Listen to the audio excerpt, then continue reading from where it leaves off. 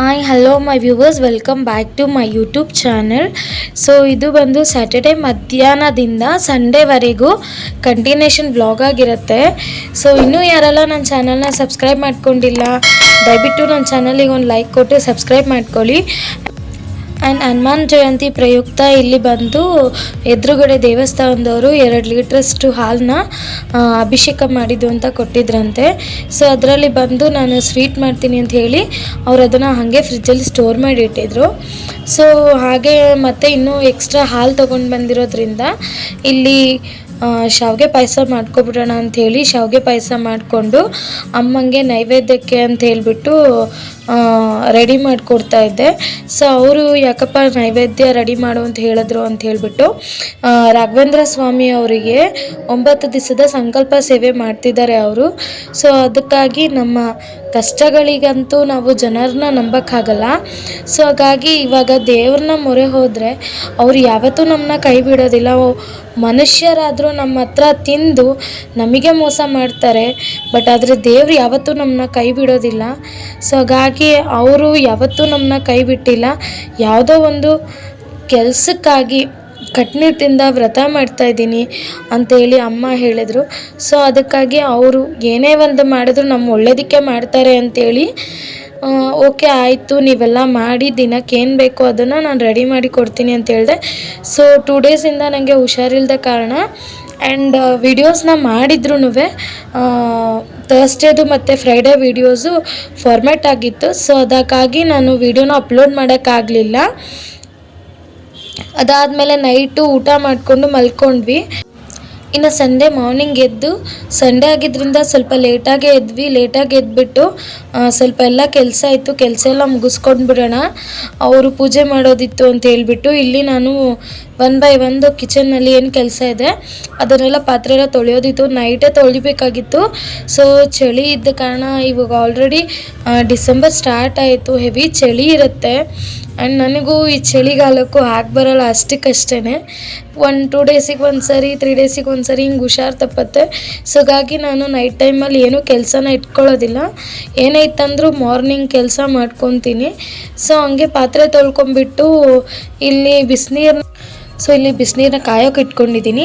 ಹಾಗೆ 1 by 1 ಎಲ್ಲ ಕೆಲಸ ಮುಗಿಸ್ಕೊಂಡ್ಬಿಟ್ರೆ ನನಗೂ ಸಲೀಸಾಗುತ್ತೆ ಅಂತ ಅಂದ್ಕೊಂಡು ಎಲ್ಲ ಮಾಡೋಷ್ಟೊತ್ತಿಗೆ ಅಮ್ಮ ಅಂದರು, ನೀನು ಒಳಗಡೆ ಏನಾದರೂ ಕೆಲಸ ಇದ್ದರೆ ಅದೆಲ್ಲ ಮುಗಿಸ್ಕೊಂಬಿಡು, ಆ್ಯಂಡ್ ನಾನಿಲ್ಲಿ ಆಚೆ ಕಡೆ ಕೆಲಸನ ನಾನು ಮಾಡ್ಕೊತೀನಿ ಅಂತ ಹೇಳ್ಕೊಂಡು ಅವರು ಹೊರಗಡೆ ಕೆಲಸ ಅಂದರೆ ಪಪ್ಪಿನೇ ಆಗಲಿ ಮತ್ತು ಅಪ್ಪಣ್ಣನೆಲ್ಲ ಮಾಡಿ ಮೇಲೆಲ್ಲ ಕಟಾಕ್ಬಿಟ್ಟು ಬಂದು ಅವರು ಅಲ್ಲೇನಾದರೂ ಕೆಲಸ ಇತ್ತಂದರೆ ಕಸ ಗುಡಿಸೋದು, ಆಮೇಲೆ ಸ್ವಲ್ಪ ಎಲ್ಲ ಹೊರಗಡೆ ಬಟ್ಟೆಯನ್ನೇ ಎಲ್ಲ ಒಗ್ದಾಕಿರೋದೆಲ್ಲ ಒಣಗಾಕೋದಿತ್ತು. ಸೊ ಅದೆಲ್ಲ ಅವ್ರು ಮಾಡಿಕೊಂಡ್ರು.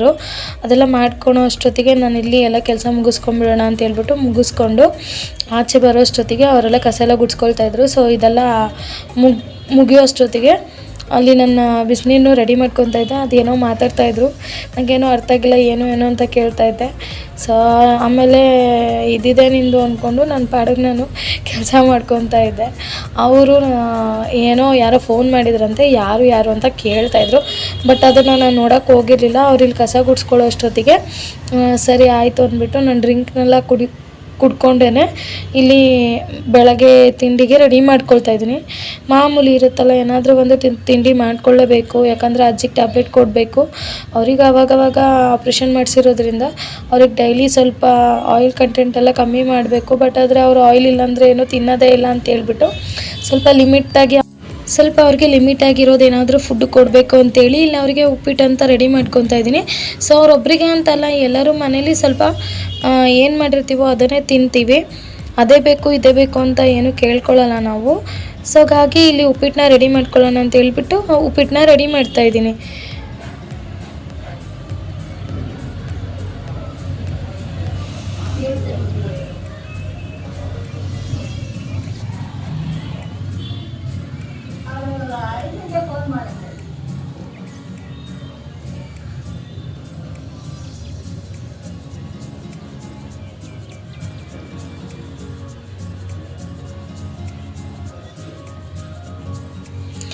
ಹಾಗೆ ಉಪ್ಪಿಟ್ಟು ಮಾಡುವಾಗ ನನಗೆ ಏನೋ ಒಂದು ನೆನಪಾಯಿತು. ಏನಂತಂದರೆ ಮನುಷ್ಯನಿಗೆ ನಾವು ಏನೇ ಮಾಡಿದ್ರೂ ಅದು ಲೆಕ್ಕಕ್ಕೆ ಇಲ್ಲ ಅನ್ನೋ ಹಾಗೆ ಮಾತಾಡ್ತಾರೆ, ಹೇಗೆ ಬೇಕೋ ಹಾಗೆ ಮಾತಾಡ್ತಾರೆ.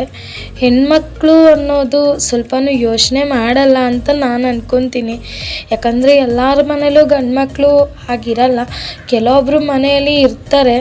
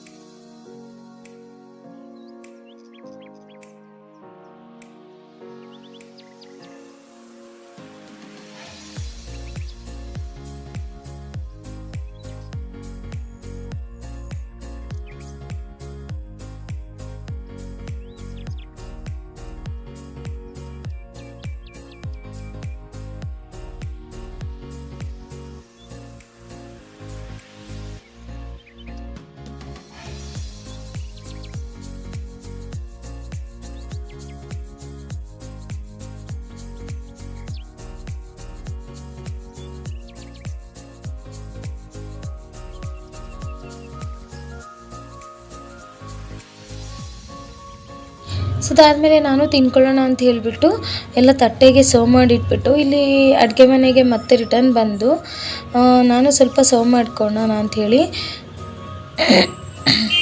ಇಲ್ಲಿ ಸರ್ವ್ ಮಾಡ್ಕೊಳ್ಳೋಣ ಅನ್ನೋಷ್ಟೊತ್ತಿಗೆ ಸ್ವಲ್ಪ ಎಲ್ಲ ಕೆಲಸ ಇನ್ನೂ ಪೆಂಡಿಂಗ್ ಇದೆ ಅನ್ನಿಸ್ತು. ಸೊ ಅದಕ್ಕೆ ಒಂದು ಪ್ಲೇಟ್ನ ಮುಚ್ಚಿಟ್ಬಿಟ್ಟು, ಸೊ ಇಲ್ಲಿ ಅಡುಗೆ ಮನೇಲಿ ಏನಾದರೂ ಒಂದು ಕೆಲಸ ಇರುತ್ತಲ್ಲ, ಸೊ ಅದನ್ನು ಫುಲ್ಫಿಲ್ ಮಾಡಿಬಿಟ್ಟು ಇಲ್ಲಿ ಅಡುಗೆ ಮನೆಯಲ್ಲಿ ಸ್ವಲ್ಪ ಪೆಂಡಿಂಗ್ ಒಂದೆರಡು ಪಾತ್ರೆ ಇತ್ತು, ಆವಾಗಲೇ ಬಿಟ್ಟಿದ್ದನ್ನ ಅದೆಲ್ಲ ವಾಶ್ ಮಾಡ್ಕೊಂಡ್ಬಿಟ್ಟು ಅದಾದಮೇಲೆ ನನ್ನ ಟಿಫನ್ನ ತಿನ್ಕೊಂಡು ಹಾಗೆ ಒಂದು ಮೂವಿ ನೋಡೋಣ ಅಂತ ಹೇಳಿಬಿಟ್ಟು ಒಂದು ಮೂವಿನ ಡೌನ್ಲೋಡ್ ಮಾಡಿ ಇಟ್ಟಿರೋದು ಲ್ಯಾಪ್ಟಾಪ್ ಎತ್ಕೊಂಡು ಬಂದು ಇಲ್ಲಿ ಕೆಲಸನ ಸ್ಟಾರ್ಟ್ ಮಾಡಿಕೊಂಡೆ. ಈಗಿನ ಕಾಲದಲ್ಲಿ ಏನಪ್ಪ ಅಂತಂದರೆ ಇದನ್ನ ಹೇಳಬೇಕೋ ಬೇಡವೋ ಅನ್ನೋದು ನನಗಂತೂ ಗೊತ್ತಿಲ್ಲ, ಬಟ್ ನನ್ನ ಮನಸ್ಸಿಗೆ ಅನಿಸಿದ್ನ ನಾನು ನೇರವಾಗಿ ಹೇಳೋದನ್ನ ಕಲಿಸಿದ್ದಾರೆ ನಮ್ಮ ಮಮ್ಮಿ. ಸೊ ಅದಕ್ಕಾಗಿ ನಾನು ಹೇಳ್ತಾ ಇದ್ದೀನಿ. ಇದನ್ನು ನೋಡಿದವರು ಬೇಜಾರು ಮಾಡ್ಕೊತಿರೋ ಇಲ್ವೋ ನನಗಂತೂ ಗೊತ್ತಿಲ್ಲ, ಬಟ್ ಏನಪ್ಪ ವಿಷಯ ಅಂತಂದರೆ ಈಗಿನ ಕಾಲದಲ್ಲಿ ಗಂಡು ಮಕ್ಕಳು ಏನು ನಾವೇ ಸಂಪಾದನೆ ಮಾಡೋದು, ಎಲ್ಲ ನಮ್ಮಿಂದನೇ ಮನೆ ನಡೀತಾ ಇರೋದು ಅಂತ ಅವ್ರು ಅಂದ್ಕೊತಾರೆ. ಬಟ್ ಮನೇಲಿ ಹೆಣ್ಮಕ್ಳು ಕುತ್ಕೊಂಡು ತಿಂತೀವಿ, ಇದು ಕೆಲವು ಗಂಡು ಮಕ್ಳಿಗೆ ಅವರ ತಲೆಯಲ್ಲಿ ತುಂಬಿಕೊಂಡಿರುತ್ತೆ. ಸೊ ಅದನ್ನು ದಯವಿಟ್ಟು ಬದಲಾಯಿಸ್ಕೊಳ್ಳಿ. ಒಂದು ದಿನ ಗಂಡು ಮಕ್ಕಳು ಹೆಣ್ಮಕ್ಳು ಮಾಡೋ ಕೆಲಸನ ಮನೇಲಿ ಕುತ್ಕೊಂಡು ಮಾಡಿ ನೋಡಿ. ಸೊ ನಾವು ಮನೇಲೂ ಮಾಡ್ತೀವಿ, ಹೊರಗಡೆನೂ ಮಾಡ್ತೀವಿ. ನಾವು ಮಾಡೋ ಕೆಲಸ ನಿಮಗೆ ಇಷ್ಟ ಆಗಿಲ್ಲ ಅಂತಂದರೆ ದಯವಿಟ್ಟು ಅದನ್ನು ಇಗ್ನೋರ್ ಮಾಡಬೇಡಿ. ಸಪೋರ್ಟ್ ಮಾಡೋದಕ್ಕಂತೂ ನಿಮ್ಮ ಕೈಲಿ ಆಗಲ್ಲ. ಸೊ ಅದನ್ನು ಜಡ್ಜ್ ಮಾಡೋಕ್ಕಂತೂ ಹೋಗಬೇಡಿ. ನೀವೇನು ಕೆಲಸ ಮಾಡ್ತಾಯಿದ್ದೀರಾ, ಏನು ಎತ್ತ ನಿಮ್ಮ ಕೈಲಿ ಅದು ಆಗುತ್ತಾ ಅಂತ. ಯಾರೇ ಆಗಲಿ ಸಂಪಾದನೆಗೋಸ್ಕರ ಕೆಲಸ ಮಾಡೋರು ಇರಲ್ಲ, ಮನಸ್ಸು ನೆಮ್ಮದಿಗೋಸ್ಕರ ಕೆಲಸ ಮಾಡೋರು ಇರ್ತಾರೆ. ಅದ್ರ ಜೊತೆಗೆ ಸಂಪಾದನೆನೂ ಆಗುತ್ತೆ. ಕೆಲಸ ಮಾಡೋದು ನಿಧಾನ, ಸಂಪಾದನೆ ಮಾಡೋದು ನಿಧಾನ ಆಗಿರುತ್ತೆ ಅಂತ ಅಂದ್ಬಿಟ್ಟು ನಮ್ಮ ಡ್ರೀಮ್ ಪ್ರಾಜೆಕ್ಟ್ನ ನಾವು ಕೈ ಬಿಡೋದಕ್ಕಾಗಲ್ಲ. ನೀವು ಹೇಳೋದನ್ನೆಲ್ಲ ನಾವು ಕೇಳ್ಕೊಂಡು ಕೂತ್ಕೊಳ್ಳೋದಕ್ಕಾಗಲ್ಲ. ಸೊ ಅರ್ಥ ಮಾಡ್ಕೊಳ್ಳಿ. ಹೆಣ್ಮಕ್ಳಿಗೆ ಅಂತ ಅಂದ್ಬಿಟ್ಟು ಅವ್ರದ್ದೇ ಒಂದಂಥ ಕನಸುಗಳಿರ್ತವೆ. ಸೊ ಅದನ್ನು ದಯವಿಟ್ಟು ಸಪೋರ್ಟ್ ಮಾಡಿ. ಅದು ನಿಮ್ಮ ಅಮ್ಮನೇ ಆಗಿರ್ಬೋದು, ಅಕ್ಕನೇ ಆಗಿರ್ಬೋದು, ಅಥವಾ ಯಾರೇ ಆಗಿರ್ಬೋದು, ಅವರಿಗೆ ಇಗ್ನೋರ್ ಮಾಡಬೇಡಿ. ಆ್ಯಂಡ್ ನೀವು ಅದನ್ನು ಜಡ್ಜ್ ಮಾಡೋಕ್ಕಂತೂ ಹೋಗಬೇಡಿ. ದಯವಿಟ್ಟು ಸಪೋರ್ಟ್ ಮಾಡೋದನ್ನ ಕಲೀರಿ. ಸಪೋರ್ಟ್ ಮಾಡೋಕ್ಕಾಗಿಲ್ಲ ಅಂದರೆ ದಯವಿಟ್ಟು ಕೈ ಮುಗ್ದು ಕೇಳ್ಕೊತೀನಿ, ನಿಮ್ಮ ಪಾಡಿಗೆ ನೀವು ಇದ್ಬಿಡಿ.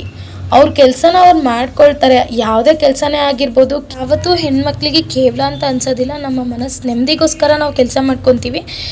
ಸೊ ನೆಕ್ಸ್ಟ್ ಈ ಪುಟ್ಟು ಮರಿ ರಾಕ್ಷಸಿ ಕೈಯಲ್ಲಿ ನನಗೆ ಕಾಲ್ ಮಾಡಿಸಿ ತಗ್ಲಾಕ್ಸಿದ್ರು. ಯಾಕಪ್ಪ ಅಂತಂದರೆ ನಿನ್ನೆ ನಾನು ಇವಳಿಗೆ ಹೇಳ್ದಂತೆ ಬಂದಿದ್ದೆ, ಮಲ್ಕೊಂಬಿಟ್ಟಿದ್ಲು ಅಂತ ಹೇಳಿಬಿಟ್ಟು ಇವಳು ಕಾಲ್ ಮಾಡಿ ಬಾಯಿಗೆ ಬಂದಂಗೆ ಬೈಯೋಕ್ಕೆ ಸ್ಟಾರ್ಟ್ ಮಾಡ್ಕೊಂಡಿದ್ಲು. ಯಾಕಂದರೆ ಇವಳು ಬೈಯೋದು ಇವಳಿಗೆ ಅರ್ಥ ಆಗಲ್ಲ, ಇನ್ನು ನಮಗೆ ಅರ್ಥ ಆಗುತ್ತಾ. ಸೊ ಆ್ಯಂಡ್ ಇದಾಗಿತ್ತು ನನ್ನ 2 days ಕಂಟಿನ್ಯೂಷನ್ ವ್ಲಾಗ್. ನಾನು ಸಿಗ್ತೀನಿ ನೆಕ್ಸ್ಟ್ ವ್ಲಾಗಲ್ಲಿ. ಅಲ್ಲಿ ತನಕ ಹೀಗೆ ನನ್ನ ಚಾನಲ್ನ ಸಪೋರ್ಟ್ ಮಾಡಿ, ಸಬ್ಸ್ಕ್ರೈಬ್ ಮಾಡಿ. ಬಾಯ್.